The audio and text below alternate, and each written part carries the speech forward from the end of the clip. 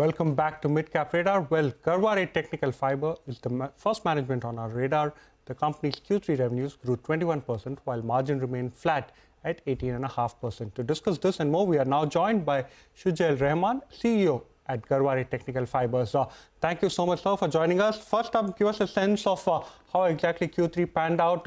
We do understand that there are a few headwinds that you faced, but despite that, you've managed to sustain the 20% growth rate.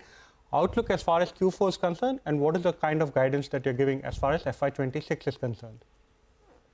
Thank you. Good afternoon, and thank you for having us on the show. Yeah, Q3 was very good. 21% growth top line is very encouraging. Two segments did very well for us. One is geosynthetics, which is a primarily domestic business in infrastructure construction. It's done very well, and aquaculture, which is the global aquaculture, where we are part leader. These two segments have given very good volume growth and also margin increased for us in terms of overall margin profile. As you mentioned, it's been around 18.5% or so. The outlook is positive. The Q4 outlook is very positive. We are at the end of February, almost at the end of February. Things are looking good. Normally, Q4 is a good quarter for us, so we hope to have a very good Q4, and hopefully we'll have a good year. So far, the year has been good. 17% growth in 9 months in terms of top line and 60% growth in bottom line. These are encouraging numbers. So you think you will do better than that? Because the third quarter you've grown 21% on the revenue, margins at around 18.5%. For the first 9 months, your margins are closer to 20% mark. By the end of FY25, do you see the margins cross 20% and your revenues cross 1,500 crores? Is that a possibility? See, if you look at 9-month margin, we are at 19.9%. So we'll be, Q3 was, I think less on margin, a little drop in margin. So we'll maintain the overall 19.9% base that we had for first 9 months. Q4 normally is a better quarter for us. Aquaculture business is very good in Q4. So overall, we will maintain the growth that we are having in first 9 months. Margin may be slightly improving. All right. Speaking about aquaculture itself, and you were last time we spoke very bullish on the geosynthetics business, geosynthetics part of your business itself. How much does it account for in your overall business right now? Because you had said that it's seen a 40% increase in profits earlier. Where do you see this number going in terms of contribution to your revenue? So this business was about 10% for us, let's say 3 years back. Because of 40% or more than 40% CAGR growth that has exhibited, we are now geosynthetics about 15% for us now. So as a percentage, it's increased from 10 to 15% last 3 years. This year also it's done well. The segment of slope protection, which is in the area of railways and in road construction, has done very well. So has this segment of hazardous waste management, which is mostly in the private sector. Understood that. You majorly cater to the international markets, especially to Europe. Any headwinds you're facing over there? And also give us a sense of the current order book position. What kind of order inflows are you expecting as far as FY26 is concerned? In terms of demand, there are no headwinds. The segment that we are in, the volume growth is about 4%. Fish production increase is close to 4% if you look at last 4 years, 5 years data, the salmon production increase. So if there's a 4% increase in production, obviously it amounts to much higher increase for us in terms of volume and in terms of tonnage that we sell. There are certain headwinds. Supply chain is definitely a big challenge for us. What is happening in the due to Suez Canal closure, we have to take almost 8,000 kilometer extra route, which is obviously adding our almost 40 days to our transit time for most places in South America and America. So that is a little bit of a problem. But what we are doing is we are managing the relationship with the customers. We are planning to ensure our production is optimized. So we are trying to manage that. But I think overall, if you look at the numbers, we have done well despite the headwinds. Right. On the domestic versus export mix itself, you had earlier said that you are looking at increasing your focus towards the domestic market.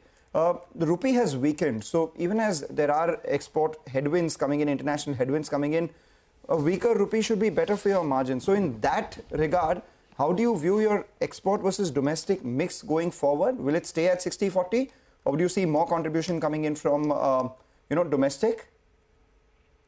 So if you look at for the 9 months, we are 60% export and 40% domestic. And because export has also done well. So we will have a good this kind of 60-40 ratio, but over a period of next 2-3 years, probably would like to improve domestic to about, let's say, 45% and export to 55%. There are, apart from geosynthetics, the industrial segment in India is also doing well, which is in the construction safety and those kind of segments, which are where we are doing well. So over a period of 2-3 years, hopefully we'll be able to have 55-45 kind of ratio. That's the intent. And what are the margin differentials between domestic and exports? Because if you are making more margins in exports, then it makes sense to stay there itself, right? No, the margin is pretty much the same. It depends on which segment we are growing in export. If aquaculture is the highest margin segment for us, if we grow at a much faster pace in aquaculture, the margin improves. But overall, domestic margins are also very good. The segment that we operate in domestic, we are also having a lot of innovation in pipeline, new products in pipeline, which will help us in domestic business. And all the innovation that we have typically are at better margins. Mr. Rehman, another question. At the end of Q2, you had actually given an all-time high volume guidance for FY25 of close to 520,000 gross weight ton. Do you stick to that guidance? And what is it that you will be able to grow on that base in FY26?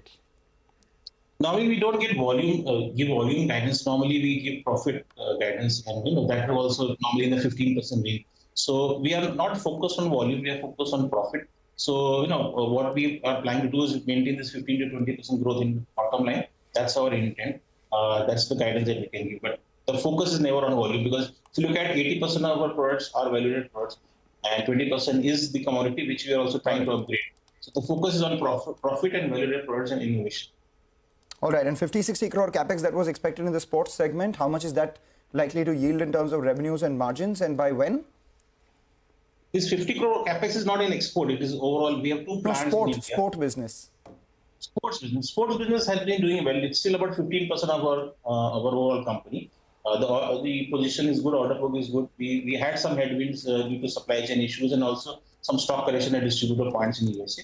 Now the order book is very good, and this quarter 4 will be good for sports, and outlook for next year also. Thank you so much, Mr. Rehman, for joining us, giving us a sense of how Q3 panned out and what is the expectation as far as FY26 is concerned. Let's now slip into a short break. Up next, we will get an exclusive conversation with the top management of MobiKwik. Stay tuned.